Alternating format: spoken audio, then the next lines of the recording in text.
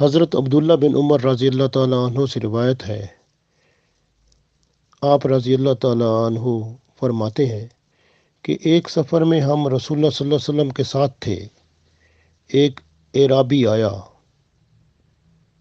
اس نے رسول اللہ صلی اللہ علیہ وسلم سے عرض کیا کہ آپ اللہ کے رسول ہیں۔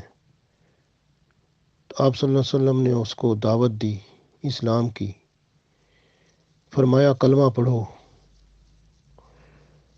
تو وہ کہنے لگا، آپ صلی اللہ علیہ وسلم جو فرما رہے ہیں اس پر کون گواہ ہے آپ کا؟ اس وقت آپ صلی اللہ علیہ وسلم نے فرمایا، وہ دیکھو سامنے والا درخت جو ہے وہ گواہ ہے۔ اس درخت کو آپ صلی اللہ علیہ وسلم نے بلایا۔ درخت جو تھا فرما بردار بن کر حاضر خدمت ہو گیا اور آپ صلی اللہ علیہ وسلم کے قریب آ کر اس نے کہا، آپ صلی اللہ علیہ وسلم رسول اللہ ہیں۔ 3 دفعہ اس درخت نے یہی کہا، آپ صلی اللہ علیہ وسلم اللہ کے رسول ہیں۔ یہ کہہ کر درخت اپنی جگہ واپس چلا گیا۔ سبحان اللہ! اللہ کے رسول صلی اللہ علیہ وسلم کی دیکھیں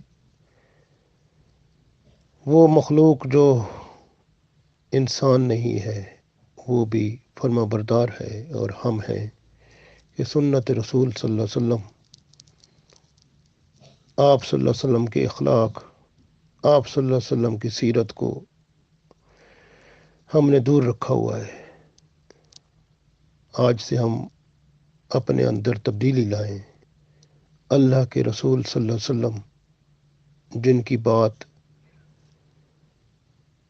ہر وہ مخلوق مانتی تھی جو انسان نہیں ہے، تو انسانوں نے بھی وہ کمال دکھایا جو صحابہ کرام نے آپ صلی اللہ علیہ وسلم پر جانیں فدا کر دی۔ آج ہم اللہ کے رسول صلی اللہ علیہ وسلم کی بتائی ہوئی باتوں پر عمل کریں۔